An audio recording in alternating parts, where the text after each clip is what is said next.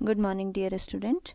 We have completed our chapter number 7 and we will do the NCERT exercise. We have already done question number 1, question number 2 and question number 3. I just revised the question number 1, that is fill in the blanks. A place where animals are protected in their natural habitat is known as wildlife sanctuary. Species found only in a particular area are known as endemic species. And migratory bird fly to far away places because of changes, that means climate, changes in climate. Clear? Question number 2, differentiate between, ये आपको 4 part दिए हैं wild life sanctuary और biosphere reserve में. जू and wild life sanctuary, endangered extinct species, flora and fauna. मैंने आपको एक PDF भेजा था जिसमें हर एक का आपको डिफ्रेंशिएशन पूरा अच्छी तरीके से दिया है. वाइल्ड लाइफ सेंचुरी और बायोस्फीयर रिजर्व में क्या डिफरेंस है? यहाँ पे हम सिर्फ वाइल्ड लाइफ को यानी कि एनिमल्स को प्रोटेक्ट करते हैं. बायोस्फीयर रिजर्व में हम सारी चीज़ों को प्रोटेक्ट करते हैं. ठीक है.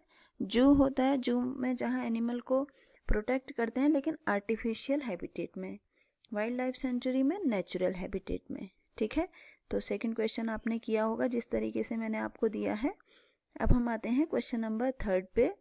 Discuss the effect of deforestation on the following. आपको इसमें क्या करना है? आपको इसमें इफेक्ट बताना है कि डिफॉरेस्टेशन का क्या इफेक्ट होगा वाइल्ड लाइफ पे, एनवायरनमेंट पे, विलेज पे, city, earth and next generation. तो मैं बहुत शॉर्ट में आपको बता देती हूँ, डिस्क्राइब कर देती हूँ क्योंकि आंसर आप लिख चुके हैं. तो वाइल्ड लाइफ पे क्या इफेक्ट होगा? डिफॉरेस्टेशन अगर हम करेंगे तो वाइल्ड लाइफ क्या हो जाए, उनका हैबिटेट ख़त्म हो जाएगा, उनकी रहने की जगह ख़त्म हो जाएगी.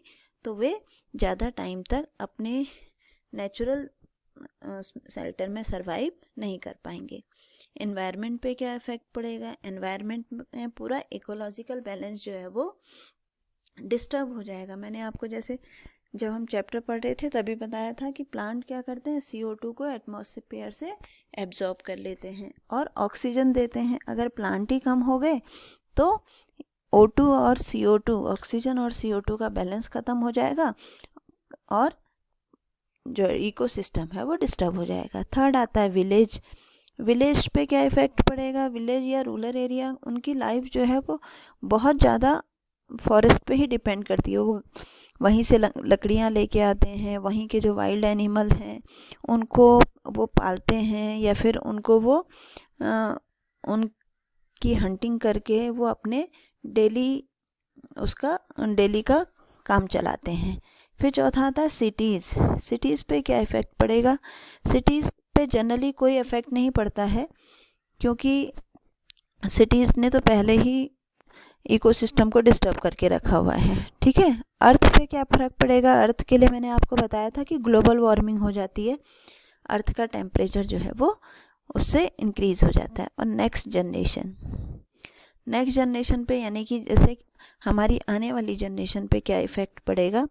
अगर हम बहुत सारे प्लांट्स को अगर ख़त्म कर देंगे तो हमारा जो एटमॉस्फेयर है वो क्लियर नहीं हो पाएगा और एक टाइम ऐसा आएगा कि आने वाली जो जनरेशन है उसको ऑक्सीजन भी जो है वो सिलेंडर के थ्रू लेनी पड़े. नेचर में इतनी भी ऑक्सीजन नहीं होगी. ठीक है.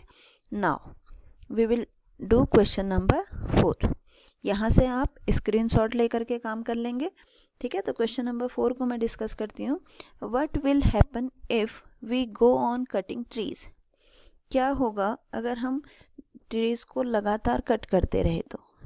सबसे पहले क्या होगा? अगर हम ट्रीज़ को कट करते रहे तो इकोलॉजिकल बैलेंस डिस्टर्ब हो जाएगा.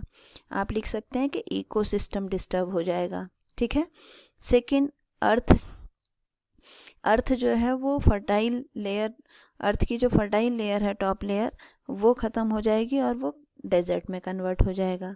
Flood and drought will come into more frequent. ठीक है. जो डिफॉरेस्टेशन के आपको याद होगा कि वीडियो में भी मैंने आपको कहा था नोट्स बनाने के लिए कि आप कंसिक्वेंसेस ऑफ डिफॉरेस्टेशन लिखो. तो ये वही कंसिक्वेंसेस हैं कि डिफॉरेस्टेशन अगर करेंगे तो क्या होगा. एनिमल्स को अपना घर नहीं मिलेगा. They will be A scarcity of thing, fruits, paper, जो हम फॉरेस्ट से जो चीज़ें हमें मिलती हैं वो नहीं मिलेंगी. ठीक है. सेकेंड, द हैबिटेट और एनिमल इज़ डिस्टर्ब, अगर एनिमल का हैबिटेट हम डिस्टर्ब कर दें, तो अगर एनिमल का हैबिटेट अगर आप सोचिए कि अगर आपको घर से निकाल दिया जाए या आपके घर को तोड़ दिया जाए तो क्या होगा? फिर हम दूसरी जगह दूसरे के घर में जाने की कोशिश करेंगे और या फिर सरवाइव नहीं कर पाएंगे। तो इसी तरीके से क्या होता है, एनिमल का अगर हम हैबिटेट डिस्टर्ब करते हैं तो वो अपनी जगह से निकल करके, देखा होगा आपने, शहरों में आ जाते हैं आजकल जानवर, क्योंकि वहाँ जब जंगलों में लोग घुसने लगे हैं, लोग वहाँ पे अपना काम करने लगे हैं, तो एनिमल्स वहाँ से निकल करके अपनी सेफ्टी के लिए शहरों की तरफ आने लगे हैं, ठीक है। और जो सरवाइव नहीं कर पाता है वो धीरे धीरे ख़त्म होने लगते हैं। The top layer of soil is exposed, अगर टॉप लेयर जो सॉइल है उसको हटा दिया जाए तो क्या होगा? बताइए कि अगर जो टॉप लेयर है सॉइल की वो सबसे ज़्यादा फर्टाइल है, अगर उसी को हटा देंगे तो क्या होगा? उससे फर्टिलिटी ख़त्म हो जाएगी, प्लांट नहीं ग्रो कर पाएंगे, तो उससे क्या हो जाएगा?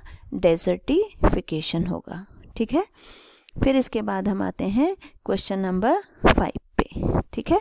फिर आप स्क्रीनशॉट लेते रहिए आंसर्स का। Question number 1, why should we conserve biodiversity, क्यों करना चाहिए बायोडाइवर्सिटी को conserve? To save them from extension, ख़त्म ना हो जाएं इसलिए उनको सेव करना चाहिए। Protected forest are not completely safe for wildlife, why? जो फॉरेस्ट जो हैं वो प्रोटेक्टेड होते हैं, वो वाइल्ड लाइफ के लिए कम्प्लीटली सेफ नहीं है। Because the poaching takes place at large scale in area. Poaching का मतलब होता है कि जो हंटिंग जिसको हम बेसिकली कहते हैं, ठीक है, हंटिंग, क्योंकि वो प्रोटेक्टेड एरिया है, वहाँ पे अलाउड नहीं होता है। वैसे वाइल्ड लाइफ सेंचुरी में या फिर नेशनल पार्क में हंटिंग अलाउड नहीं होती है, लेकिन फिर भी जो है इसलिए सेफ़ नहीं होते, फिर भी पोचर्स या फिर जो हंटर्स हैं वो वहाँ पहुँच जाते हैं, क्योंकि हाथी के दांत हैं या टाइगर की खाल है, वो बहुत ज़्यादा पैसों में बिकती है, तो उसके लिए वो हंटिंग करते हैं, ठीक है। तीसरा है, some tribal depend on jungle how. जो ट्राइबल्स होते हैं, ट्राइबल्स मीन्स जो आदिवासी जो जंगल में रहते हैं, वो जंगल पे कैसे डिपेंड करते हैं? वो तो पूरी तरीके से जंगल पे डिपेंड है, अपने फूड के लिए, क्लोथ्स के लिए। आपने देखा होगा कि जंगल में रहने वाले लोग पेड़ों के पत्ते पहन लेते हैं, उन्हें कपड़ों की ज़रूरत नहीं पड़ती, वो पत्तों से कपड़े बना देते हैं, झाड़ फूँक से अपना घर बना लेते हैं। तो उनको हर चीज़ के लिए, फूड, क्लोथ, शेल्टर, हर चीज़ के लिए जो है वो जंगल की ज़रूरत पड़ती है। What are the cause and consequences of deforestation? हम इसको बहुत बार लिख चुके हैं, तो आप इसको एक बार फिर से लिख लो, लेकिन इसका आंसर सेम है, ठीक है। And what is red data book? Red data book is the record book. ये आपने नोट्स में भी लिखा है। जितनी बार आप लिखते रहेंगे आंसर्स को, उतनी बार आपको आंसर्स याद होते रहेंगे, इसीलिए आपको ये आंसर्स भी लिखने हैं ताकि रिपीट होता जाए आपका, ठीक है। What do you understand by term migration? वहाँ भी हमने माइग्रेशन लिखा है, दोबारा लिखेंगे। Periodically movement of species of bird from there native place. आप ये वाली डेफिनेशन लिखना चाहें तो ये लिखें, अदरवाइज जो नोट्स में लिखिए वो भी लिखना चाहते हैं तो वो भी लिख सकते हैं, जिससे कि आपको अलग अलग चीज़ें याद करने में दिक्कत ना हो, ठीक है। अब हम लास्ट क्वेश्चन आज का कर रहे हैं, question number 6। In order to meet the over increasing demand of factory and for shelter, बहुत ज़्यादा डिमांड है कि फैक्ट्रीज़ बननी चाहिए या रहने की ज़्यादा जगह चाहिए। Trees are being continuously cut, trees को काट रहे हैं बार बार, बहुत ज़्यादा उनकी ज़रूरत पड़ी है कि फैक्ट्री लगनी चाहिए, लोगों के रहने की घर होने चाहिए। Is it justified to cut trees for such purpose? क्या इनके लिए ट्रीज़ को काटना चाहिए? Discuss and prepare a brief report. वैसे ये वाला आंसर्स आप खुद करें तो ज़्यादा अच्छा है, आपके सबके अलग अलग व्यू हो सकते हैं इसमें। आपको ये क्वेश्चन अपने आप लिखना है कि डिमांड बढ़ रही है फैक्ट्री लगने की, मकान बनने की, तो क्या ट्रीज़ को काटना चाहिए? अगर काटना चाहिए तो उससे क्या फ़र्क पड़ेगा? वैसे आंसर्स मैंने दिया है, अगर नहीं समझ में आता तो आप इसको अपने आप लिख सकते हैं, क्योंकि हम पूरे चैप्टर में यही चीज़ डिस्कस कर रहे हैं, ठीक है। अब चलिए क्वेश्चन नंबर 7 भी कर लेते हैं, that is last one. How can you contribute to the maintenance of green wealth of your locality? Make a list of action to be taken by you. ये भी क्वेश्चन आपके करने का ही है कि आप अपनी लोकेलिटी में ग्रीन बेल्ट को बचाने के लिए, मेंटेन करने के लिए क्या क्या कर सकते हैं। ठीक है, वैसे मैंने आंसर 3 आपको हिंट के तौर पे दिए हैं, बाकी आप जो भी लिखना चाहें आप अपने आप लिख सकते हैं कि अपनी आसपास की सोसाइटी को ग्रीन रखने के लिए आप क्या क्या कर सकते हैं। ठीक है, तो हमने क्वेश्चन नंबर 7 तक आज कर लिया है। इसके आगे वाला पोर्शन जो है वो हम कल करेंगे, क्योंकि हमारे 7 चैप्टर पूरे हो गए हैं, तो हम बहुत ज़्यादा ना करते हुए थोड़ा थोड़ा डेली करेंगे। ठीक है, थैंक यू बच्चे।